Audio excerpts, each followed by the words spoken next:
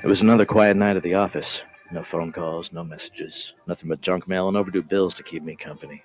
Seems nobody wants to hire a real private dick anymore, a professional like me. A guy who does the detective work nobody else wants to do. A guy who wears hats and walks around in a black and white world. I began contemplating a more profitable line of work, like politics. We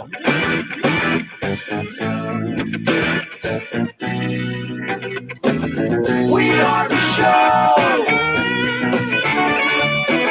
you want to know. It's time to talk to you. All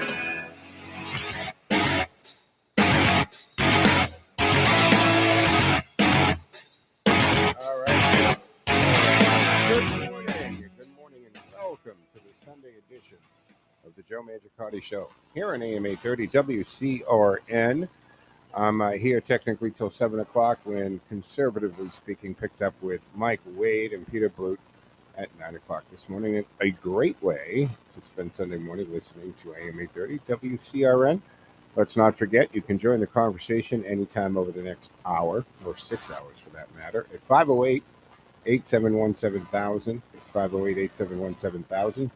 And you can also listen to the show, not only on AM 830, but you can be old school, I should say. But you can do it on the TuneIn app, which is basically a collection of online radio stations where WCRN is streaming 24/7.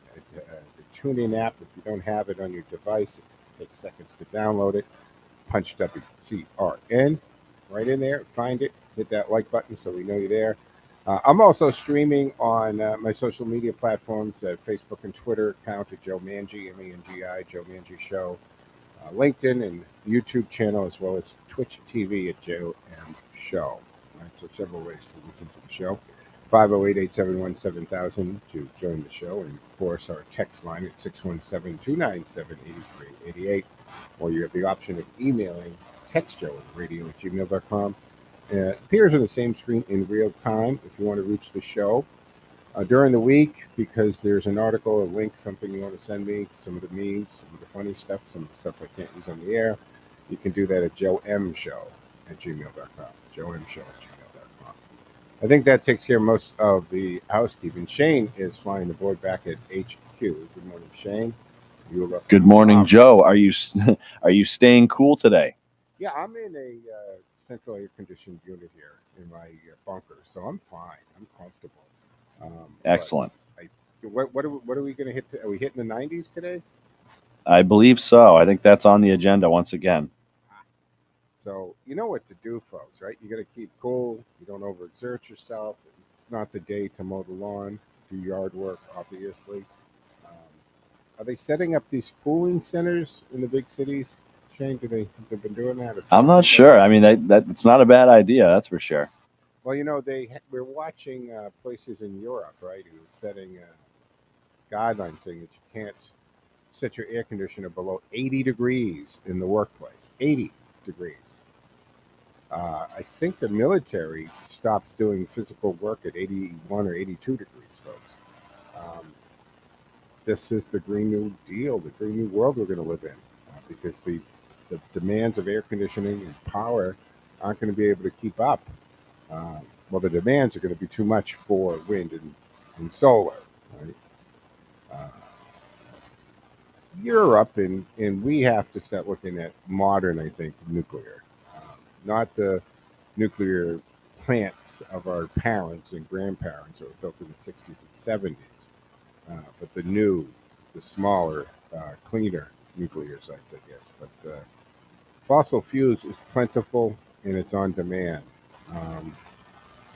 This has to happen through a phase period, right? A transition period. They're really trying to force 20 years of phasing into this new green energy on us, and it's not going to work. It's not going to work. We have serious issues coming up in the energy field. Food supply is now on the table. It's going to be food shortages. We've got the greenies moving against using certain fertilizers and stopping using fertilizers and pesticides, and that's going to ruin crops. Farmland, this is a whole nother story, right? The farmland that's being brought up. Bill Gates is now the largest private owner of farm land in the country, with China also coming up right behind it. All right, 508-871-7000 and join the conversation. I wanted to touch base on something because this came up, I think, on Friday's show. And a call I brought up the whole thing about the burn pit bill that passed for veterans and so forth, and gave a little static about the Republicans who hesitated and didn't want to vote for it. And I think the spin that was implied there is they didn't want to help the veterans. And that's not what the case is at all, of course. As I said on Friday's show, this, like so many bills that have great, the premise of the bill, right? You can tell by the name of the bill and how they push the bill is actually a great thing, a good thing, something that pretty much you would think every member of Congress would be for, and that's anything that's going to help the veterans. And those that didn't want to vote for it, it's because so often it's done with the bills that they know, and who's they, happens on both sides of the aisle. They is the politicians who want to get this spending through, or pork projects or pet bills through, that they know will never, ever succeed on their own merit. They won't get through the legislature because if they came up as a bill, everyone else in Congress would say, "Are you nuts? I'm not voting for that. Why would I vote for that?" So they wrap these in other bills, right? That's the pork and the fat, the amendments, right? They attach, right? You've heard this terminology. They attach that addendum to the bill. And if they're just successful in doing that, then when it comes time to vote, there are members of Congress who are faced with this. Do I stand up against this ridiculous spending that they want to put in there and vote against it, but killing the good part of the bill? Or go along to get along, vote for the bill name, whatever the bill's in its name, and then allow this ridiculous spending, which is, of course, putting all of the burden onto the taxpayer.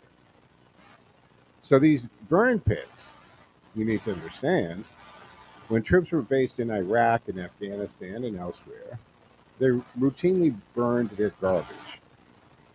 And that would include plastic, but it would also include things like tires and batteries, jet fuel, which is nasty chemicals are released, as well as medical waste. So a couple years, a survey found that 86% of Iraq and Afghanistan veterans were exposed to burn pit fumes or other toxins during those deployments they had. Now, Jon Stewart's been a big voice of this, right? Big proponent. And he says it turns out when you invade a country, they don't tell you when trash day is. Of course, he's always going for the joke there. And he described the issue as a generation's Agent Orange. And for those of you of a certain age, we heard that. I'm among that demographic. Agent Orange was a very common term that we heard coming back from Vietnam, referring to the defoliant used during the Vietnam War. And that produced increased rates of cancer and birth defects in the Americans and the Vietnamese and Laotians and Cambodians that were all exposed to it. So veterans exposed to fumes from these burn pits, they suffer from just a myriad of illnesses. Include everything from irreversible respiratory conditions to even cancer.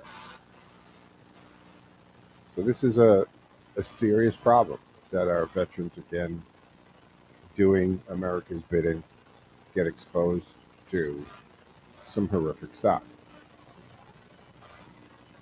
And probably one of the most well-known people exposed and dealt with this would it be the president's son, Beau Biden, the elder son.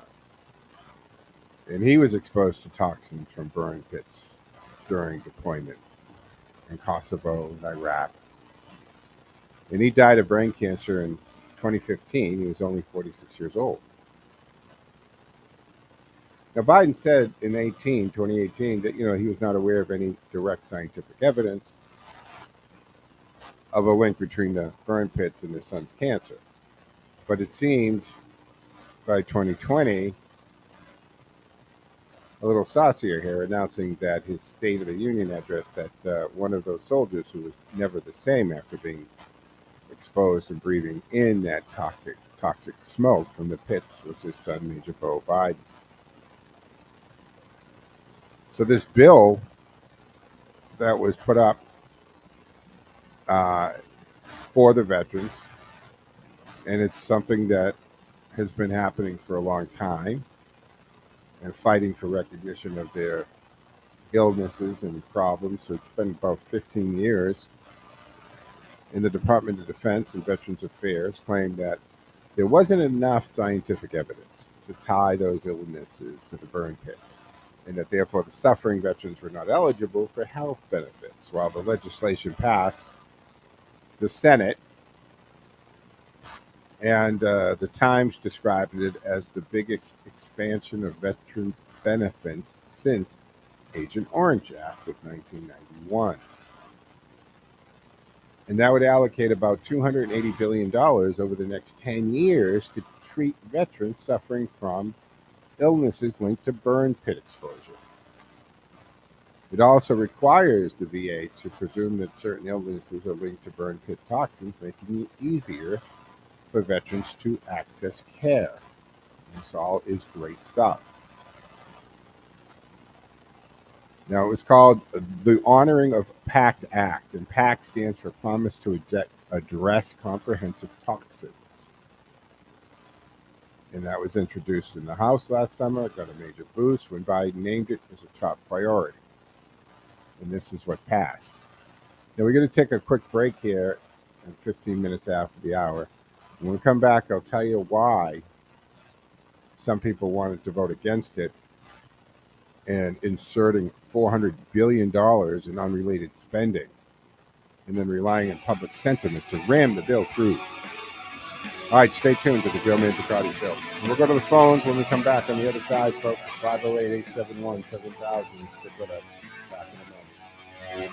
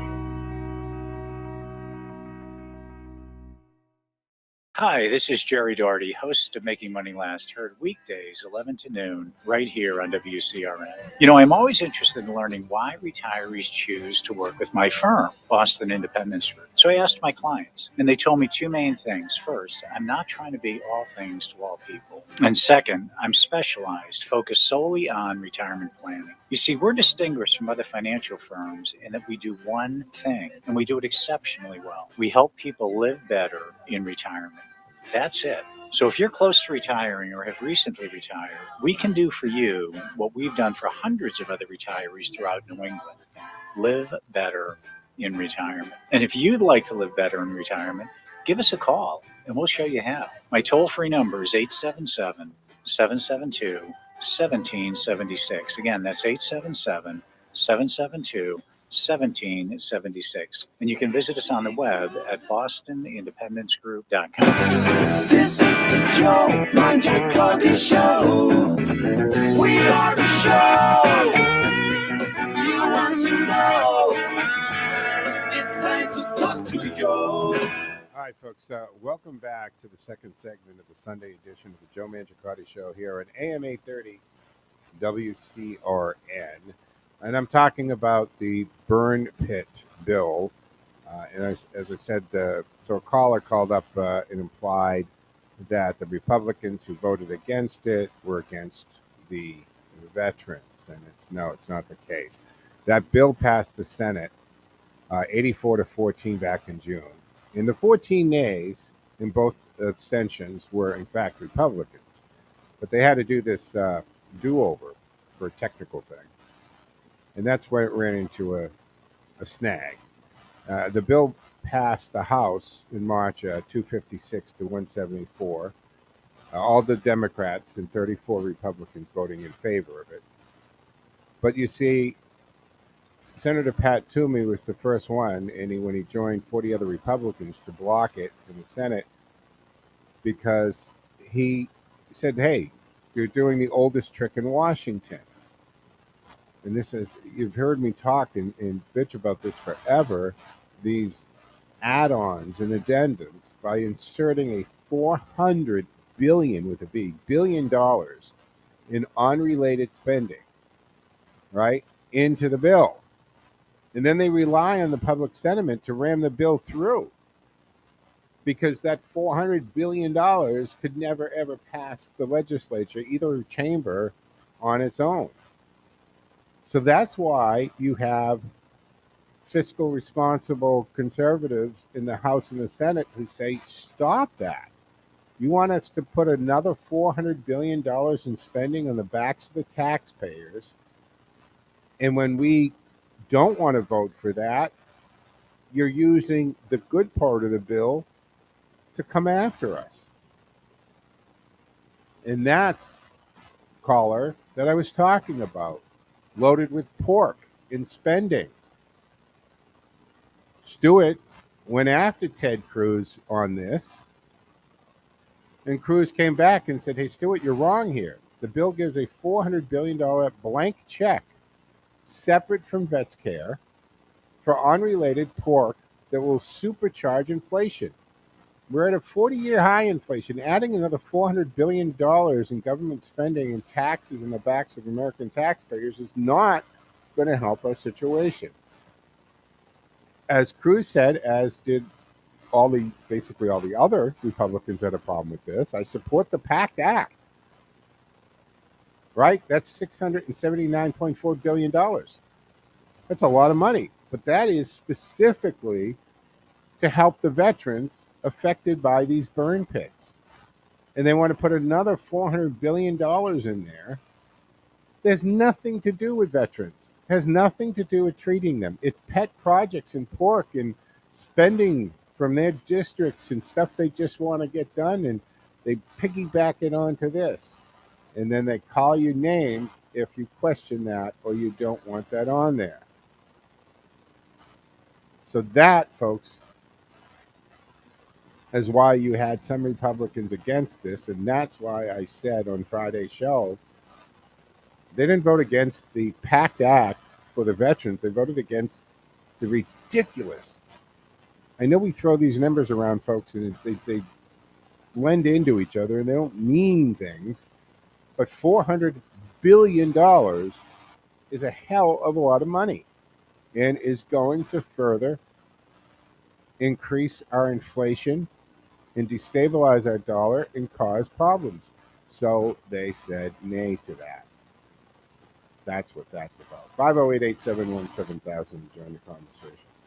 Let me go to the phones. Mark in Worcester, who has been waiting patiently this morning. Good morning, Mark. Thank you for being up early and joining us on this Sunday morning. What say you?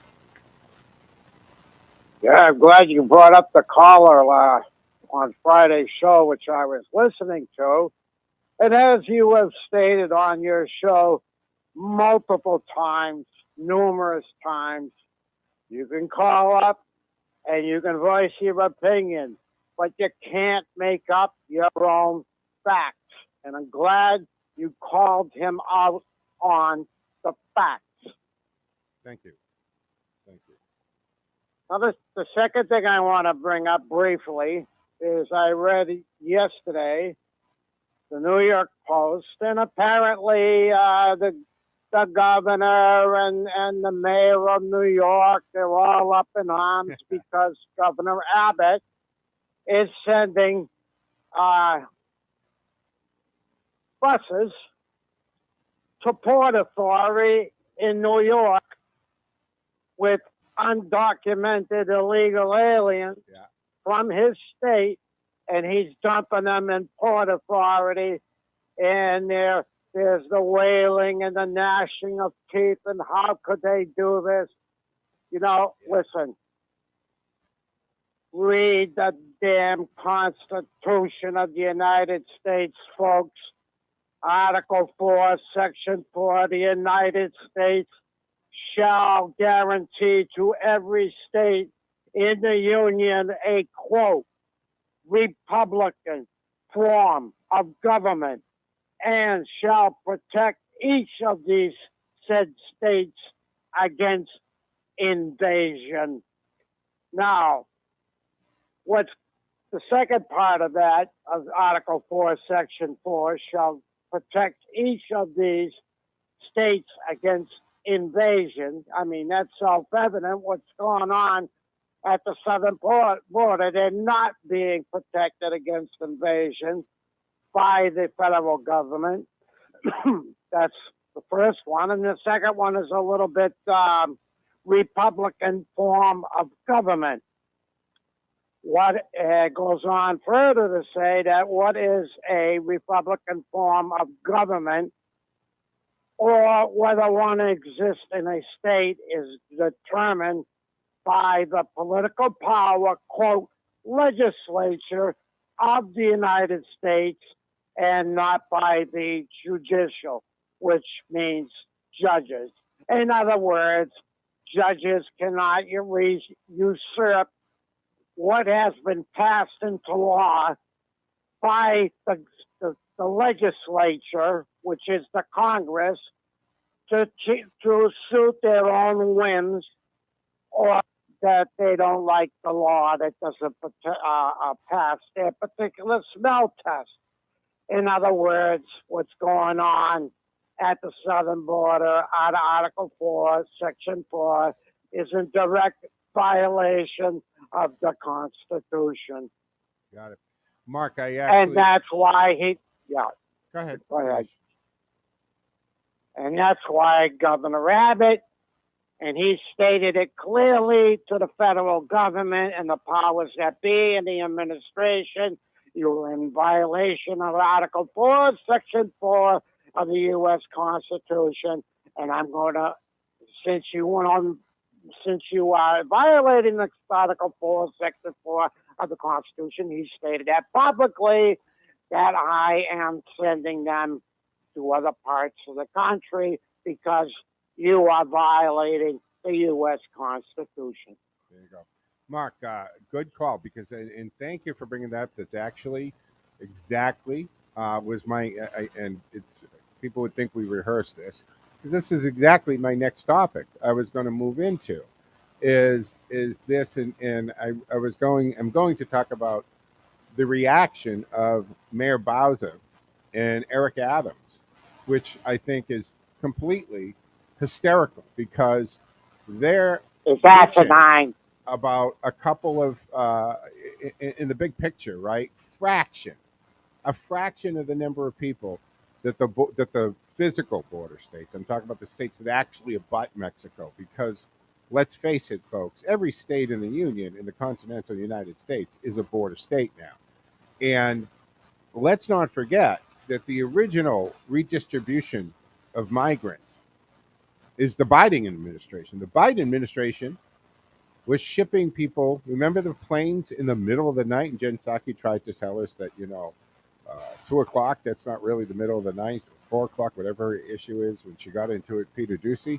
Point is, the original person who took migrants from Texas and sent them to other parts of the country is, in fact, Joe Biden's administration, with the buses and the planes doing this in the middle of the night, right? Trying to do it under the cover of darkness, not notifying the governors of the states receiving these people.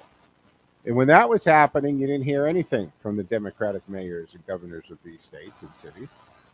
Now you got Abbott, who's responsible for, and let's be clear here, folks. Governor Abbott is not forcing anybody onto a bus, right? He's not corralling them.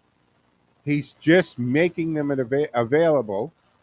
And when Fox being the only one that's tracking these buses down when they arrive in D.C. and New York and D.C., and you've got some officials who aren't really identified, right, telling the migrants, don't speak to them, they're mean and they're dangerous. Don't literally, that's what they're saying in Spanish to them, and shooing them away. But when you talk to the migrants, they're all saying the same thing. They thank Joe Biden for inviting them and welcoming them, and then they say no, they chose to get on the bus, and some of them have gone to other states before they get there, meaning that those were in fact their destination anyway, because New York and Washington are self-declared what, folks?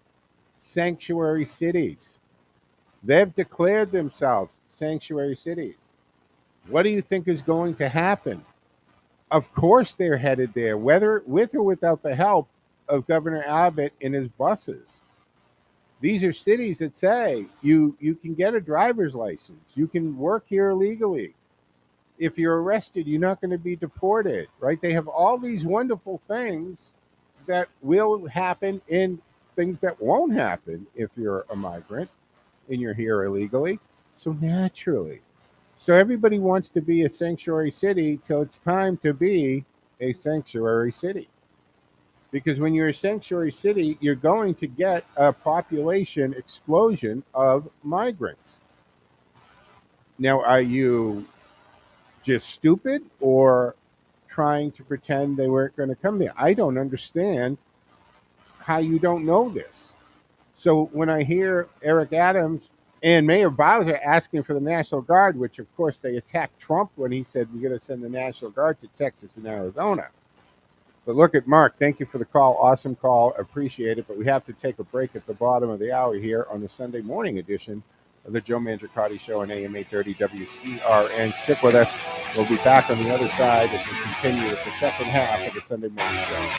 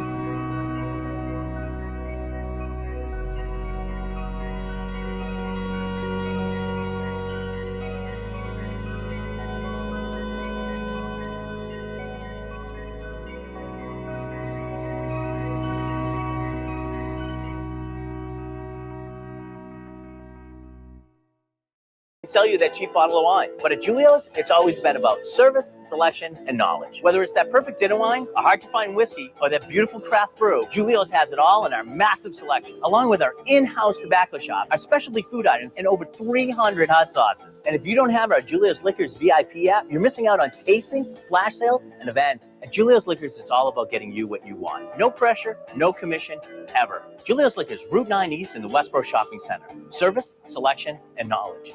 If only we were born knowing how to plan for life's big expenses. Brought to you by TIAA. Saving is absolutely key. What happens if you want to buy a house? That can be a big chunk of change. Good thing we're thinking about it now. Inspection fees, closing costs, escrow. When I'm eyeing that mid-century modern, I want to strike while the iron's hot. Whether you're looking to save, invest, or plan your retirement, let us help you start planning today at TIAA.org. This is the Joe Mangiacotti Show. We are the show you want to know. It's right, folks, welcome back to the second half of the Sunday edition of the Joe Mangiacotti Show on AM 830 WCRN 508-871-7000. Join the conversation. Prior to the break, I was talking about, and Mark actually brought it up, and again, thank you for the call, Mark. It was exactly my next topic to go over this morning, as these buses are showing up in D.C. and New York City. And the thing here, folks, and you're not going to see it on the alphabet outlets and the legacy media and all that, because they don't want you listening to these people traveling, these migrants, because the gig is up. So a couple of things to remember again. Joe Biden was transferring these people out of these states and into other states in the middle of the night under the cover of darkness, long before Governor Abbott ever provided a bus to do so. All right, so President Biden's continued refusal to acknowledge the crisis caused by these open border policies, the state of Texas has had to take an unprecedented action to keep our community safe, Governor Abbott said. Now, he also extended an invitation to come on down. And this is what I'm saying, man. When it was happening in Texas and they're dealing with it, and they're overwhelmed, right? And you had, the equivalent of 40%, 30% of a town's population coming in. And you got to remember, these people that have all the total that has come in to, say, New York City is about what goes into one community in a day down in Texas. All right. So in addition to D.C. and New York, they're ideal destinations for the migrants. Right? They can receive the abundance of city services and housing that Mayor Adams has boasted about within, again, his sanctuary city. But now they're overwhelmed and they can't handle it. You would think that Adams, after coming in there, and to me, folks, he's a huge disappointment. I really thought we were going to get a real cop as the mayor, and we were going to get more Giuliani's type of mayoring here, and not somebody who just wants to be a celebrity mayor. And Muriel Bowser, Washington, D.C. mayor, who's championed accepted migrants entering the country illegally, saying that it's a human rights issue, requested District of Columbia National Guard be activated indefinitely to assist in what she called humanitarian crisis. So when it's your shelters that are overrun and your services that are being taxed, you need the National Guard. Trump said we need the National Guard, and he's a fascist and a Nazi. Both Bowser and Adams have sounded the alarm, blaming Arizona and Texas for the influx. Yeah, blaming the states for the influx. Do you see sometimes how you just have to go, do you listen to yourself? Do you have a functioning IQ? You think the migrants are coming up out of the ground in Texas and Arizona? No. The influx is millions, literally millions of people, in addition to the million plus that we legally have migrate to this country. We had 2 million people illegally enter the border. The border's wide open, and Mayorkas can say it's secure. Biden can say it's not. If it was secure, they wouldn't be coming here. And when they know that all they have to do is get to the border, this is a big video game. In the interview, when they talk to these migrants, when they cross over, they tell you why they're coming. And don't forget Abbott's invitation to Adams to come see the border. Right? He invited Mayor Adams to the southern border to see firsthand the dire, his words, situation, with the city hall hitting back that Abbott only wants a photo op on the border, as thousands of migrants have landed in the Big Apple. Abbott sent the offer on Monday to Adams in Washington. D.C. Mayor Muriel Bowser, as both major cities struggle to provide these services. It's a joke.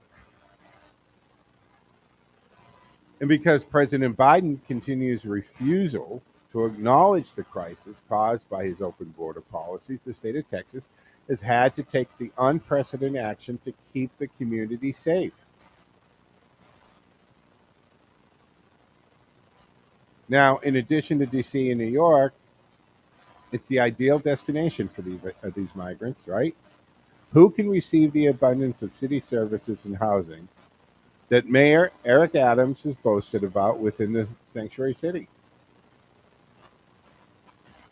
Abbott says, hey, I hope he follows through. All right. Now, look, last month, Adams revealed that the city shelter system was overloaded by 3,000 migrants who had arrived the preceding weeks. That number has swelled up to about 4,000, according to City Hall. And at the time, Adams, a Democrat, accused Abbott in Arizona Governor Doug Ducey of sending the migrants to New York, which both Republican governors denied. Adams called them cowards for sending away people who are looking for help. What is wrong with these people? You expect this to all be absorbed by the citizens who live on the border in New York and Arizona, that they're supposed to be overrun and taxed to death and then have all of their services suffering. And you stay up in the Northeast, the liberal Northeast, and you call them names and tell them to suck it up and to handle it. You have a fraction of the people who have illegally crossed the border show up in your city, and all hell breaks loose. And now they're all excited because Governor Abbott's finally admitting to what they've known all along. I don't understand why they think he's been denying this. For weeks, we've watched him talk about the buses and that he's going to send them. I, on this show, said, not only send them there, why don't you send them to Rehoboth Beach, outside the president's beach house? Send them to Nantucket. Send them to President Obama's neighborhood. Send them to John Kerry's neighborhood, Elizabeth Warren's neighborhood. That's what you should do, right? Because the left, they don't care about these policies that they enact on everyone else as long as they're insulated and it doesn't affect them. And I don't care if we're talking about migrants or crime or inflation for that matter, because we have members of the Fed saying inflation doesn't really affect me. I have money. It doesn't bother me. Crime doesn't bother those that have private security. A family of 4 from Bogota, Colombia, ended up at New York City Homeless Intake Center for families in the Bronx. And they said, we came here because they said they would help us find a place to sleep and not have to stay in the street. And this woman said that her husband, who were both 28 years old, took their kids, a 7-year-old daughter and a 13-year-old son, to the U.S. because they were having trouble finding work in their native country. And they said it's a little easier to enter the country now. Before, it was very hard to come here with children. Before, it was very hard to come here with children. So they didn't make the trip. If they know it's a hard trip, and if they know they're not going to be welcomed with open arms and given a place to stay and food stamps and clothing and a cell phone and medical coverage, they're probably not going to make the trip. So open borders and closed borders is more than the physical barrier. It's the policies in place that determine if it's an open border or not. Venezuelan migrant Jose Giorgio Ferraro said that the bus ride from Texas to New York City took more than a day, adding that he passed through 8 countries. 8 countries before entering the U.S.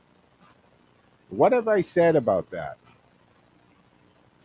He said it took 31 days to get here on foot and asking for rides. And he hoped to find work in New York City, which he called very beautiful, and that he loved it.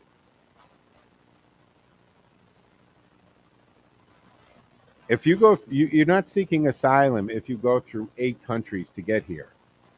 If you're fleeing a country for persecution or oppression and you're seeking asylum, the first port, and that's the verbiage used, the first port that you reach that offers you asylum and safety, you've reached it.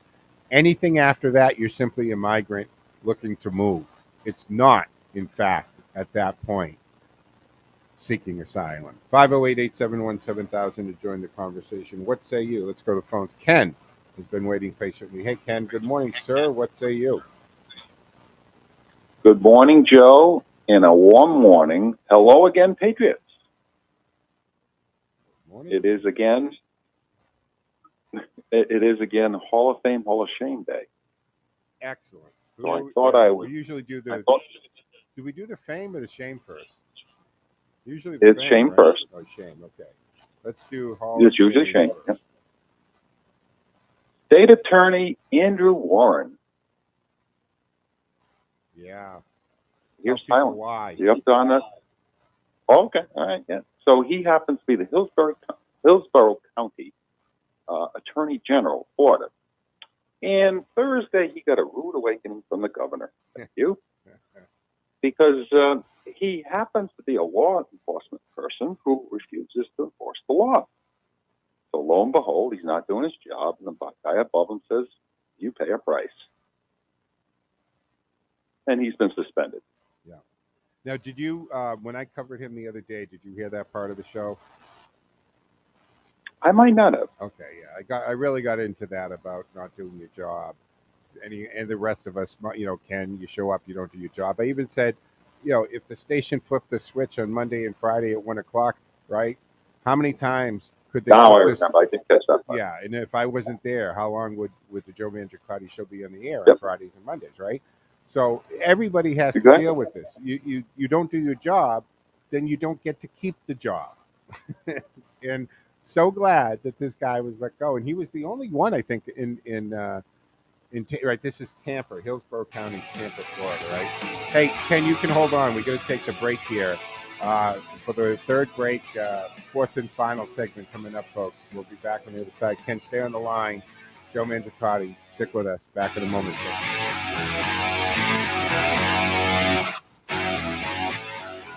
Dr. Satya Mitra has journeyed from a childhood of poverty and homelessness to a successful career as a financial advisor, motivational speaker, and community leader. Now inspired by his guru, he uses his experiences to positively affect the lives of underprivileged people. We strive to house our blindness, poverty, homelessness, female empowerment, and good citizenship initiatives within the Joy Guru Humanitarian Center. If you wish to contribute or know of deserving persons or initiatives that could use our assistance, please contact us at 508-641-8441.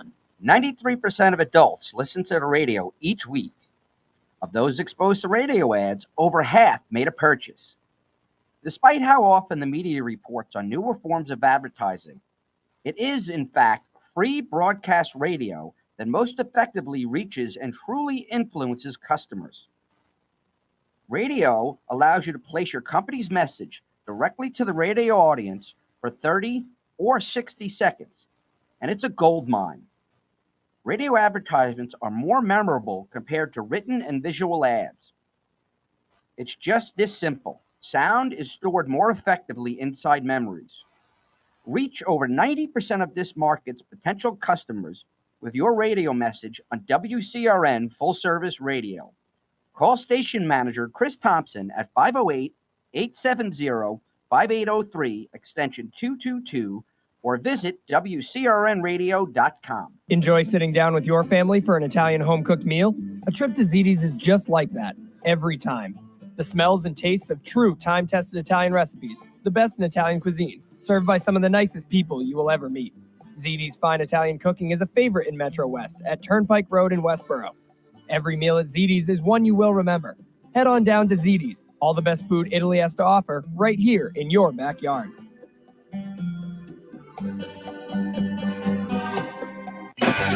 This is the Joe Mangiacotti Show. We are the show you want to know. It's time to talk to Joe. All right, folks. Welcome back for the fourth and final segment of the Sunday edition of the Joe Mangiacotti Show. 7 o'clock, conservatively speaking, with Mike Wade will jump in here. And Peter Blute at 9 o'clock. A great Sunday morning lineup for you here. 508-871-7000 to join the conversation. That's 508-871-7000. And Ken was on the phone with us. We're going over our Hall of Shame and Hall of Fame here that he provides to us. And we're specifically talking about Andrew Warren, which is Hillsborough County, that's Tampa, Florida. And he just refused to enforce the law. And as I said, Ken, the other day on the show is, look, if you want to, decide you don't like this law and so forth, you're in the wrong job. Run for office in the branch of government that creates the laws. Run for the legislature. Get into your state level, whatever your equivalents to. We call it here in Massachusetts. We have a House of Representatives in the state Senate. There are other things in other states. But the point is, get into your state legislature, run for the federal office, become the part of the government that creates the laws. Then you get to have a say in what the laws are. But when you're a prosecutor and your job is to prosecute the laws, you don't get to dictate or change the laws. So I'm glad that he has suffered the consequences of this, Ken. Great nomination for the Hall of Shame. Good job on that. And it's a case of leadership that's been sorely lacking. And boy, do we have a leader in the governor of Florida, Ron DeSantis. Yeah, no doubt about it. Yep. And moving on to the Hall of Fame, I'll kind of do a derivative of your New York City story, and that would be Jose Alba. Yeah. And I don't know if you just heard the recent story about him. What's new? There's a new thing to that story? He's moving back to the Dominican. Really? After 50 years, right? Yeah. Oh, yeah. I think he came here either late in his youth or early adulthood. Okay. So he's been here. He's a citizen. Ken, sometimes when we do this, we have to remember there are thousands of other people listening, and they might not remember who Jose Alba is. Exactly. Yeah. So let's tell them because he's the guy, folks, the bodega owner, right, who went in, got roughed up by that punk, the girlfriend first, and then the boyfriend comes in. He ends up defending himself, killing the guy with a knife, and the schmuck of a DA there actually arrests him for murder. There was that big outcry, and it still pisses me off that what is it, GoFundMe, right? They killed his page. Well, you're innocent until proven guilty, and they said we don't do that. Well, he's innocent of the crime, as it has come to find out. But anyway, it turns out he's not going to be charged with anything, right? But you're saying he's moving back to the Dominican Republic, which is where he fled like 5 decades ago, and he was living the American life, right? He came to this country. He found a vocation. He worked long hours, right? Paid his taxes, behaved himself. He didn't get into any trouble. And then he's treated like this. And I'm sad to hear that he's going back, actually. Well, who can blame him? I mean, yes, you described the American dream that worldwide, and the radical left is flipping that on its head in cities, particularly, and put yourself in the shoes of this guy who's just simply saying, I might be safer in the Dominican than the United States. Well, folks, if that's the truth, we have some deep set problems. Yeah, big got problems. Some problems here. Yeah. Exactly. We do. Folks, when you can't live, like when you're in a major city and you have no idea. Look at the ridership on public transportations now. You have these random acts of violence, people pushed into the railway, onto the rails, under the tracks. Elderly women are just beat on the stairwell or in the foyer to their building. People just eating dinner are getting punched in the head or shot at. I mean, it's like the Wild West, folks. And why? Why? I mean, my theory on this is it's very simple. I got to go back to the broken windows theory because it really does come back to that. And when you have no consequences for the smaller infractions, then they know that they're going to have no consequences. They're going to be back onto the street. They get emboldened, and they will do more and more a violent type of crime, again with no consequences. And you've got to address it. We do need today's version of Rudy Giuliani to take over that city. Yeah, all the major cities. We got to bring back law and order. You get rid of this asinine thing that they call bail reform. Eliminating bail is not bail reform, folks. It's just called eliminating bail. There's no reform to it. It's like we flipped the switch and we've gone into bizarro world. For those of you who aren't comic book people, that's I think from the Superman series, right, where there's a parallel world called bizarro world where everything's opposite, right? Up is down, down is up, good is bad. That's where we are. We're in bizarro world now. Well, Joe, you may not have realized it, but you just triggered the left by mentioning Rudy. Good. Because their priorities are upside down. They're so concerned about I don't know Rudy if you as caught the this, president. Ken, right? But Senator Cruz was talking with FBI Director Wright the other day, and the FBI has put out a memorandum where they said, look for these symbols in flags as part indicators for insurrection and anti-American and domestic terrorists. You know what was on there? The Betsy Ross flag, right? The "Don't Tread on Me" flag. I mean, they have American symbols, which typically I was brought up that when you're a patriot and you love this country, you display those flags. And you'll find the American flag on a few of my jackets, especially like my flight jackets and bomber jackets, the American flag's on it. I have a Betsy Ross. As a matter of fact, the Betsy Ross flag often is hanging as a bunting outside of the Capitol. But you know what was not on that list, Ken? Antifa flag or BLM flags that were responsible for billions of dollars of property damage, the murdering of innocent people and police officers. But those symbols aren't on that memorandum from the FBI. That's pretty nutty. Oh, we have that, Joe. We have that issue locally at a school, Catholic school, or at least it's Catholic money going to it, and they fly the flag, BMI or BML. Yeah. BLM. You mean? Oh, I got it backwards. There you go. Yeah. Again, folks, don't equate BLM movement with BLM organization.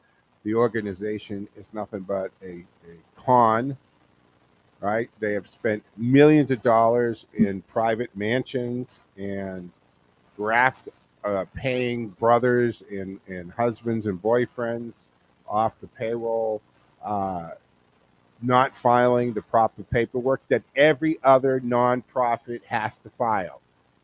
And we got the BLM, right? There's $62 million floating out there unaccounted for, and nobody wants to take charge of the BLM because then they got to answer for the $62 million. And they're not filing the same reporting paperwork everyone else has to file. And she says, "Oh, it's triggering to me when you ask for that. I love this, right? That triggers me." Now that is now the terminology. That's the phrase. That's the get out of everything. Get out of jail free card. That's triggering. So you can't say it to me. Well, there's a lot of things that trigger me that I can't stop. Things like IRS audit. Hey, that would be triggering. If you got one of those envelopes, Ken, I think there'd be a pit in your stomach too. That's just the way life is, folks. But Ken, I got to hold you there. We're running up against the clock. Anything else you want to say before we got to go? Oh, just quick, to come full circle, guess who wasn't prosecuting the Florida people that were protesting in the summer of 2020, breaking laws? Oh, that would be Andrew Warren. Yeah. He's one of them. He's a bizarro world person that slipped into this dimension. And I guess that's the other. Soros funded. Yeah. All right. Good call, Ken. Thank you for the fame and shame. We should probably start posting that, I would think, on our Facebook page. Maybe we'll start doing that so people can see what you nominated. Good job, Ken. Thank you. Good job, Ken. All right, folks. We're coming up close to the end of the show. Before I break, I want to point out some of you may have heard over the last couple of weeks because it came up in shows and so forth, but I had accepted a position as a senior fellow with the Frontiers of Freedom. That's a Washington, D.C. area think tank. And as a senior fellow, you